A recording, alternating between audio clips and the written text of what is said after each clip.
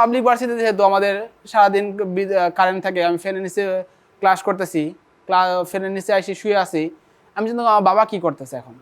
হ্যাঁ, তখন আমার বেশি উঠতো যে আমার বাবা হয়তো রোদে এখন হয়তো খেতে কাজ করতেছে না তো ব্যবসা করতেছে। হ্যাঁ, তখন আমার পুরো এনার্জি এসে পড়তো আমার শরীরে, আমাকে তাড়া দিত যে আমাকে কিছু করতে হবে। গর্বিত বাবা আব্দুল কুদ্দুসকে মঞ্চে ডেকে নিই। বাবা তুমি ছাড়া আমি একা, বাবা তুমি ছাড়া আমি একা।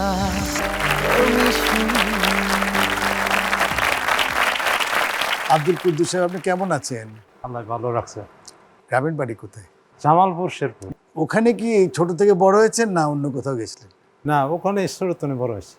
আচ্ছা, তা আপনি কি করেন, কি বা কি করতেন আগে, এখন কি করছেন? আমার আব্বা মরছে আমার 8 বছর বয়স থেকে। ও, আমার এরকম আর্থিক অবস্থাও নাই, যাই কর্ম করছি।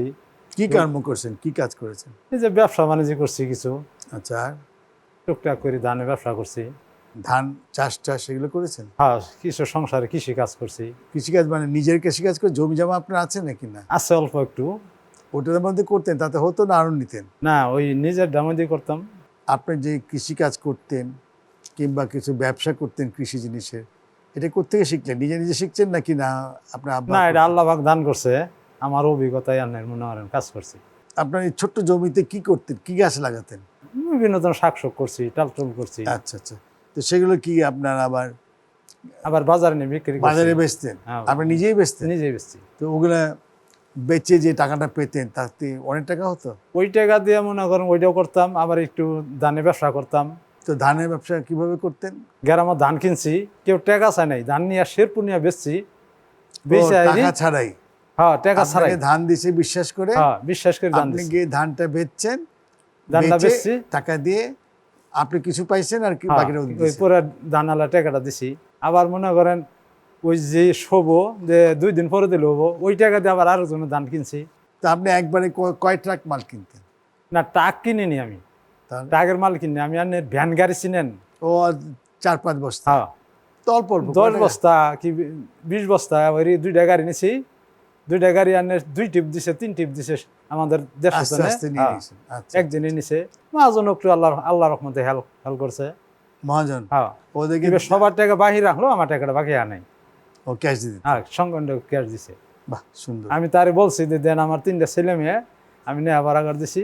আগে আল্লাহ পর আন্নে রসইলে দুদিন আন্নে আমার ওই বঞ্জর চলাই যান, তাহলে আমি আন্নে পামু, নাহলে পাম না। তো ওই আপনার তো- মহাজনেও সাহায্য করছে। ঠিকই বলছেন আপনি। মহাজনের ম্যানেজারের বলছে যে তার টাকাটা ধান কাটা হয়ে হারলে তার টাকাটা দিয়ে দিবা। তা আপনার ছেলে মেয়ে কয়জন? 3টা ছেলেই। 3টা ছেলে? হ্যাঁ। মাশাআল্লাহ। তো তারা কি করছে? তারা মনে করেন যে বড় ছেলে আল্লাহ রহমতে যে পর্যন্ত আছে বিশ্বাস কেটা রয়েছে। আবার মাইলে ছেলেরা হাবিজি পড়ি মৌলানা না এনে পড়ে। তৃতীয় ছেলে? দ্বিতীয় ছেলে মনে করেন ওই আমাদের গ্রামে আছে, সামনে বছর মনে করেন মেট্রিক পরীক্ষা দিব। ছোট্ট ব্যবসা? হ্যাঁ, ছোট্ট তো ব্যবসা। 3 ছেলে একসাথে থাকলে তো কাজ হতো, তো ওদেরকে কাজে লাগাতেন না কেন? তবু আমার আশা আছিল যে সঙ্গে মনে করে আমি যে মূর্খ মানুষ, নিজের নামটা দস্তর জানি না। আমার আশা আছিল যে আল্লাহ আমার বাচ্চা কাছে দিছে, আমি যে কষ্ট করছি এই কষ্টটা যেন আমার ছেলেমেয়েরা না করে, এটাই আমার আশা নিয়ে আমি স্কুলে নেওয়া ভাড়া করছি দিছি। যখন আপনার কম টাকা থাকে কিন্তু বাচ্চাদের দুধ লাগে, খাওয়া দাওয়া লাগে, লেখাপড়া লাগে, আপনার বছরে মনে করেন যে ব্যবসা যে মনে করেন রান্না ঠান নিছি, তার কাছে নিছি, নিয়ে ব্যবসা চলছে, চলাইছে। আবার ইন্ধনের মনে করেন ছেলে করে খরচ দিছি। খরচ দেওয়ার পরে যে সঙ্গে লাস্টে মনে করেন 1 বছরের লাস্টে যে সঙ্গে আপনার তফিল শেষ হয়ে গেছে, ওর সঙ্গে 1 কাটা জয়েন বেচছি। তো শেষ পর্যন্ত জমি বেচে বেচে কিছু কিছু করছে। কিছু খরচ করছে। আমার তো মনে হয় ছেলে মেয়ে নেওয়া ভাড়া করে দিয়ে তো পিছিয়ে এলে চলবো না। দর্শকরা শুনলেন আব্দুল কুদ্দুসের কাহিনী। প্রথমবার ঢাকায় আসলেন, তাহলে বুঝতে পারো যে তারা কতটুকু টাকা বাঁচায় তাদের লেখাপড়া বাচ্চাদের জন্য খরচা করছেন। এবং তার 3 ছেলেই কিন্তু মোটামুটি একটা স্ট্যাবলিশ পজিশন চলে যাচ্ছে। একজন তো বিসিএস ক্যাডার, সরকারের চাকরিজীবী হয়ে যাচ্ছে। আব্দুল কুদ্দুসকে কেউ কোনো প্রশ্ন করবেন? আপনার ছেলেদের নিয়ে আপনার এমন কোনো স্বপ্ন আছে কিনা যেটা পূরণ হয়নি, যার জন্য আপনার এখন আফসোস হয় যে এই স্বপ্নটা যদি আমার পূরণ হতো তাহলে আমার স্বপ্নগুলো একেবারে পরিপূর্ণভাবে পূরণ হতো? আমার বাড়িওয়ালের আমি বলছি যে আমার ছেলেরা একটা কাম করুক আর না করুক, আমি কোনো কথা কম না। আর আমি সকালে বন্ধ গেছি, সন্ধ্যাবেলায় বাইতে এই বাসায় এই ভাত খাইছি, তো আমি কোনোদিন কাজ করি না যে ছেলে দিয়ে নোল বাড়াইলা নাকি, ছেলে দিয়ে নোল বাড়া দেবো, রাস্তায় কোনো খেলাধুলা দেখো, স্কুলে কামাই যাওয়া, আমি তার নিষেধ করছি যে কোনো ছেলে দিয়ে আমার বন্ধ নাকি আমার নাকি নৌকো ই ফাটাবো না, খানা ফাটাবো না, ও আর এই বাড়িতে মাতো আমি কাজ করবো না। আমার আল্লাহর মতে এনে ই করছে, আল্লাহ খুব শান্তি রাখছে। আজকের গর্বিত বাবা আব্দুল কুদ্দুসের সুযোগ্য সন্তান এখানে আছে, তার ছেলে নাম শামীম মিয়া।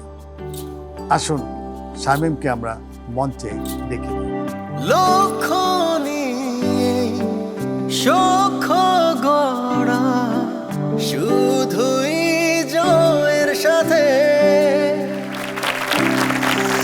কঠিনের শামীম, তোমার আব্বুর গল্প শুনলাম, এবং এই ধান বেচে হোক, কৃষি খামার করে হোক, যে করেই হোক, কম খেয়ে হোক, তারা কিন্তু তোমাদের এই লেখাপড়ার জন্য উনি আপ্রাণ চেষ্টা করে গেছে, এবং তোমার মাও অবশ্যই অনেক কষ্ট করেছে।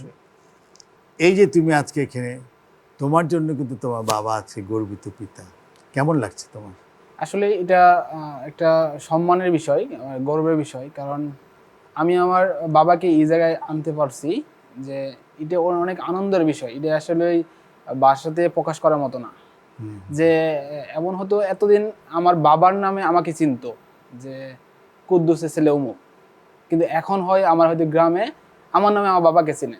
এটা মানে কি আসলে বলে, শামীমের বাবা? হ্যাঁ, যে বিসিএস ক্যাডার শামীমের বাবা হলো কুদ্দুস আলী। ও বিশেষ ক্যাডার হলে নাম তোমার চলে আসছে গ্রামে? আলহামদুলিল্লাহ। বাহ, সুন্দর সুন্দর। আচ্ছা, তুমি কোথায় লেখাপড়া করেছো? 2011 সালে লঙ্গরপাড়া উচ্চ বিদ্যালয় থেকে এসএসসি পাস করি। আর এর আগে আমি যখন প্রাথমিক বিদ্যালয়গুলো শুরু করি তখন 5-এ আমার বৃত্তি ছিল না, কিন্তু 8-এ আল্লাহর রহমতে একটা বৃত্তি ছিল আমার সাধারণ গ্রেডের। এখন তো বিশেষ ক্যাডারে আসলো, তার মানে কি তুমি কি হবে এখন? এখন বর্তমানে কৃষি বিপণন কর্মকর্তা হিসেবে ব্রাহ্মণবাড়িয়া কর্মকর্তা আছি 41তম বিসিএস কৃষি ক্যাডার থেকে। তো তোমাদের তো পরিবার অনেক কষ্ট করে তোমাদেরকে বড় করেছে, এবং জীবনের অনেক ধাপ পেরিয়ে তুমি আজকে এখানে আসছো। তোমরা 3 ভাই, তোমাদের সংসারে উনি বলেছেন যে ছোট কৃষি জমি ছিল, সেখানে চাষ করেছেন, তাই না? আবার ধান কিনে ধান বেচছেন। তো এই যে বিভিন্ন ধাপে তোমাদের যে কষ্টের মধ্যে বড় করে নিয়ে আসছেন উনি, কিছু আমাদেরকে বলো না তোমাদের এই পজিশনে আজকে আসার পিছনে যে গল্পটা। আমার পিছনে আসার গল্পটা আসলে এতটা মসৃণ ছিল না, যে যতটা এখন যা বোঝা যাচ্ছে যতটা মসৃণ। আসলে আমাদের যারা গ্রাম থেকে আমরা উঠে আসি, আমাদের প্রতিটা ধাপে ধাপে হলো অনেক কষ্টের ফসল। মানে আমাদের একটা প্রতিটা আমাদের জার্নিটা মানে কাটা বিছানো এরকম অবস্থা থাকে। যেমন আচ্ছা, পাড়া মারলে আপনাকে কাটা পড়বেই। আমি যখন ক্লাস 5 থেকে ক্লাস 7, 6 বা 8 উঠি, পরে 8 থেকে যখন লঙ্গরপাড়া উচ্চ বিদ্যালয় থেকে এসএসসি পরীক্ষা দিই, আমার রেজাল্টটা আব্বুর মন মতো করতে পারিনি আমি, কারণ আমি যেহেতু একটু বৃত্তি পেয়েছিলাম, সবার আশা ছিল যে আমি একটা হয়তো প্লাস পাবো, কিন্তু আমি তাদেরকে তার স্বপ্নটা পূর্ণ করতে পারিনি। তারপরে আমাকে আব্বু তাও আমার প্রতি বিশ্বাস রেখে তার কষ্ট করে হলেও তিনি আমাকে শেরপুর পাঠালো। শেরপুর আমি 2টা বছর থাকলাম। 2টা বছর থাকার পরে এই 2টা বছর অনেক কষ্ট হয়েছে আমার, কারণ কষ্ট কি হয়েছে? বাপ মা তো কাছাকাছি, কারণ যুক্ত না। আমার আব্বু যে টাকা দিত, আমি টাকাটা খুব হিসাব করে খরচ করতাম, যে আমি টাকাটা খরচ করব, টাকাটা তারপরে কোথা থেকে আসবে। আমার চিন্তা থাকে এরকম যে আমার আব্বু যে টাকাটা ইনকাম করতেছে, ইনকামের সোর্সটা আসলে কোথায়। যে তারপরে যখন এসএসসি পাস করলাম, এসএসসিতেও আমার এত ভালো রেজাল্ট ছিল না, জিপিএ 5 ছিল না। তারপরে আমাকে আমার বাবা মেডিকেলে অ্যাডমিশন করার জন্য ভর্তি পরীক্ষা ময়মনসিংহ পাঠালো। এই ময়মনসিংহ আসার পরে আমার আরও মানে হিউজ পরিমাণ টাকা তখন লাগে আমাদের, কারণ ময়মনসিংহ মেডিকেল ভর্তি হওয়া, নতুন জায়গায় সেটেল হওয়া, সব কিছু নিয়ে অনেক একটা আর্থিক অনেক টাকা দরকার। সেই সময় আমার বাবা 1 কাঠা জমি বিক্রি করে। আমার বাবা হয়তো লাইভে কখনো জমি বিক্রি করছে কি জানি দেখিনি, আমি 1 কাঠা জমি বিক্রি করে তোমার জন্য? হ্যাঁ, আমার জন্য এই জিনিসটা আমার খুব লাগেছিল। মানে আমার মনে হয়েছিল যে আমি যদি কখনো পারি তার ঋণটা যেন শোধ করতে পারি, তাকে যেন বলতে পারি যে আমার জন্য যা করছো আমি যেন তা ফেরত দিতে পারছি। পরে আমি মেডিকেল প্রিপারেশন ভালো ছিল, কিন্তু ভাগ্যের চক্রান্ত আমার হলো না। একবার কিন্তু আমার একটা সবচেয়ে দুঃখের বিষয় হলো যে যেদিন মেডিকেল রেজাল্ট বের হয়, আমার লাইফে সবচেয়ে মনে হয় কঠিন দিন ছিল সেদিন। যে আমার একটা ফ্রেন্ড ফোন দিয়ে আমাকে বললো যে বন্ধু তুই কত পেয়েছিস মেডিকেলে? আমি বললাম 60। আমি বললাম, ওই বলতেছে ও তাহলে তো বন্ধু একসাথে আমি একই মেডিকেল চান্স পাইলাম। কারণ ওই বছর 57 দিয়ে চান্স হয় আর আমি 60 পাইছি, তাহলে তো চান্স হওয়ার কথা। কিন্তু তার তো এসএসসিতে ইন্টারে প্লাস, আমার তো প্লাস নাই, নেগেটিভ ইন থেকে কমে যাওয়ার পরে আমার স্কোর দাঁড়ায় 156.75। ওহো, ওইটা পিছনে হ্যাঁ, যে 0.25 এর জন্য আমার মেডিকেলে চান্স হলো না, আর সে পাবনা মেডিকেলে চান্স পেল। এই দিনটা আসলে বলার মতো না। এই দিনটা তারপরে আমার বাবা আমাকে আবার আমি তারপরে শেরে বাংলা কৃষি বিশ্ববিদ্যালয়ে কৃষি অর্থনীতিতে চান্স পেলাম। চান্স পাওয়ার পরে আমার প্রতিটা দিন মনে হতো যে আমি এখন আমার বাবার জন্য কিছু করব। যে আমি যখন টিউশনি করাইতাম বা জিরেই করতাম, খুব ক্লান্ত থাকতাম সারাদিন যখন, কিন্তু আমি যখন পড়তে বসতাম তখন আমার মাথার মধ্যে একটা জিনিস ঘুরতো যে আমার বাবা এখন কি করতেছে। যে আমি তো সারাদিন পাবলিক ভার্সিটিতে, যেহেতু আমাদের সারাদিন কারেন্ট থাকে, আমি ফ্যানের নিচে ক্লাস করতেছি, ফ্যানের নিচে এসে শুয়ে আছি, আমি জানি আমার বাবা কি করতেছে এখন। হ্যাঁ, তখন আমার বেশি উঠতো যে আমার বাবা হয়তো রোদে এখন হয়তো খেতে কাজ করতেছে না ব্যবসা করতেছে। হ্যাঁ, তখন আমার পুরো এনার্জি এসে পড়তো আমার শরীরে, আমাকে তাড়া দিত যে আমাকে কিছু করতে হবে। এই হিসেবে আমার গ্রাজুয়েশন শেষ হয়েছে 2020 সালে। গ্রাজুয়েশন শেষ হওয়ার পরই করোনা মহামারী হয়। করোনা মহামারী থেকে বের হওয়ার সাথে আমার চাকরি হয়, আলহামদুলিল্লাহ। আমি 22 সালের প্রথমেই চাকরিতে জয়েন করি। এখন ওখানে আছে না, আমি 22 সালে চাকরি জয়েন করি বাংলাদেশ পল্লী উন্নয়ন বোর্ডে একটা চাকরিতে জয়েন করি সেকেন্ড ক্লাস অফিসারে হিসেবে। পরে 3 আগস্ট 2023 সালে বিসিএসে সুভাষপ্রাপ্ত হয় 41তম বিসিএসে, আর 28 এপ্রিল 2024 সালে আমি জয়েনিং করি 41তম বিসিএস কৃষি ক্যাডারে। তুমি তো তোমার বাবার এই কষ্টটা ভেসে উঠতে বারবার, আর এখন তো বড় হয়ে গেছো, বিসিএস ক্যাডার চলে আসছো, এখন তুমি তো দেশ সেবায় লেগে যাবে। এমন কোনো কিছু কথা আছে যে বাবাকে বলা হয় নাই, আজকে আমাদের সামনেই বলে দাও। আমি বাবাকে বলতে পারি না, আমি সত্যি বাবা অনেক ভালোবাসি। এই জিনিসটা আমি না কখনোই বলতে পারি নাই, বলার ট্রাই করছি। আর আমি যেন চাকরি পরীক্ষা দিতাম, আমি প্রতিদিন ফোন দিয়ে বলতাম বাবা আমার জন্য দোয়া করো, প্রত্যেকদিন বলে আমি প্রতিদিন বলতাম যে বাবা দোয়া করো, কিন্তু কখনো বলা হয় নাই যে তাকে ভালোবাসি এতটুকু। আপনার ছেলেকে কিছু বলতে চান? আমি আমার ছেলেকে আল্লাহর রহমতে আমাকে না দিলেও আমি শান্তি আল্লাহর রহমতে। জান শেরপুরের দক্ষিণে আমিও আসিনি, আল্লাহ আমার এই বন্ধু নিয়ে আসে। আমার তো আল্লাহ আগে আল্লাহ, পর আমার ছেলেরও ছিল, ওরও ছেলে আমার এতটুকু নিয়ে আসে। সুন্দর শুনলেন গর্বিত পিতা এবং তার সুযোগ্য সন্তানের কথা। কোনো প্রশ্ন আছে সুযোগ্য সন্তানের কাছে? জি, শামীম ভাইয়ের কাছে আমার প্রশ্ন হচ্ছে, আপনি ছোটবেলায় কি হওয়ার স্বপ্ন দেখতেন? ছোটবেলায় ইচ্ছে ছিল ডাক্তার হওয়ার। ডাক্তার, যেটা একটুর জন্য মিস করলে? হ্যাঁ, আমার খুব ড্রিম ছিল ডাক্তার হওয়ার। আর মানুষ যেটাকে স্বপ্ন দেখে সেটার সর্বোচ্চ চেষ্টাটা করে, আমি হয়তো আমার সর্বোচ্চ চেষ্টাটা করছিলাম, হয়তো লাগেছিল না, এটাই আর কি। আব্দুল কুদ্দুস সাহেবের 3 ছেলে, বড় ছেলে বিসিএস ক্যাডার হয়ে গেছে, মেজর ছেলেও এখানে আছে। তাকে এই ক্রেস্ট এবং উত্তরীয় পড়ার এই সময়টা তাকে আমরা মঞ্চে আসুন, মঞ্চে তুমি আমার সাত সমুদ্র জল,